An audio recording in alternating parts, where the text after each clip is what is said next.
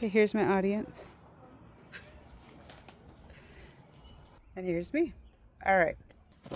So, how to beat procrastination and stay ahead. How many of you struggle with procrastination? Everyone? Well, for most of you that do, 80 to 95% of college students, truth is we've all been there. Putting the most important tasks aside because, well, let me tell you why. By understanding the causes, individuals can break the cycle and take control of their time. Contrary to what many may perceive or interpret as laziness, procrastination is a widespread challenge that is influenced by psychological factors. Psychological factors such as fear of failure, perfectionism, task aversion, low self-esteem, poor time management, just to name a few. I personally struggle with perfectionism. I have obsessive compulsive personality disorder.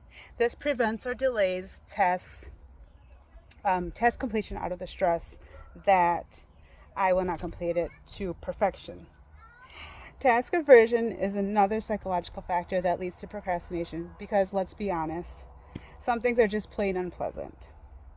If a task feels tedious, stressful, or unclear, we tend to avoid it altogether. For example, filing. It's tedious, it takes time, and come on, it's paper. Who wants to mess with paper anymore? Why can't we just get with the times and be electronic? Can you guys tell if this is a personal example? Or what about folding laundry? That's another great personal example of a task that might lead to task aversion. Low self-esteem is a lack of one's self-confidence in their abilities. Now I forgot where I was at. This can lead to chronic self-doubt, making tasks feel more difficult than they are. Some individuals struggle with the poor time management.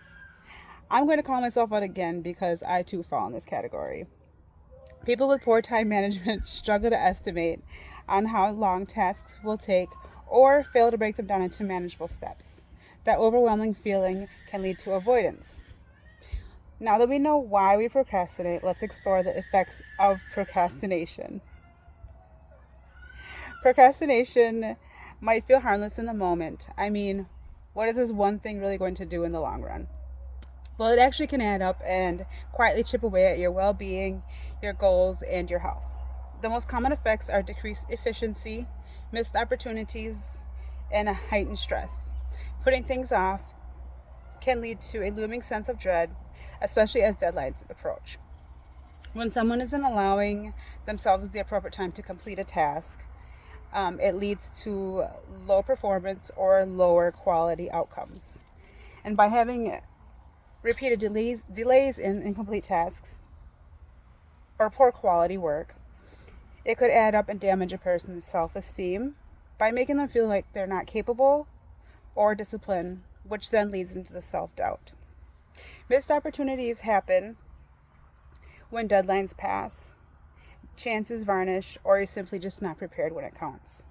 If an individual consistently does not show up, the consistency leads to being unreliable and then can lead to strained relationships. If others are depending on you, procrastination can lead to frustration, disappointment, or conflict between you and your friends or colleagues. The stress of this procrastination can lead to poor sleep, fatigue, or even the risk of illness due to stress. We have now learned what procrastination does to an individual, and now I'm going to give you strategies and tips on how to conquer time management and overcome procrastination. First, you would break tasks into small steps or set SMART goals. SMART goals stands for specific, measurable, attainable, relevant, and time-bound. For example, if you have to run a marathon, break your training down by setting a goal to I will run 1 mile 3 times in the week 1.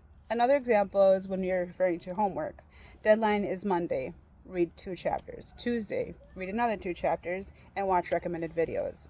I'm not going to go on for the rest of the week because, well, I hope you get it. 2, assess your procrastination. This is where you identify what you procrastinate procrastinate on. An example would be studying.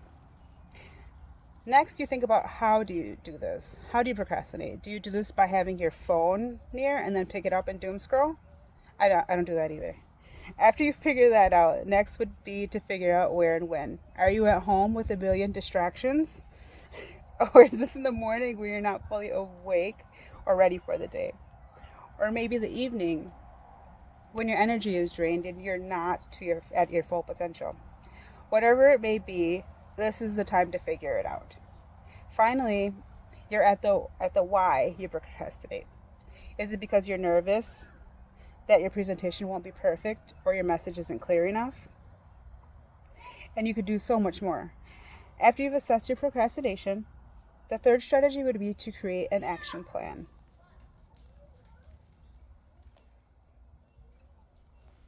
How are you going to overcome these blocks? Using the studying example that I used prior, where would you study? Or what time of the day would be best for you? Fourth is going to be implementing your plan. This is putting your action plan into effect and seeing what works and what doesn't work. We have learned the causes, effects, and lastly, the strategies to overcome procrastination. And now that we've understand why we procrastinate, it's time to start making small changes today for a better and more productive tomorrow.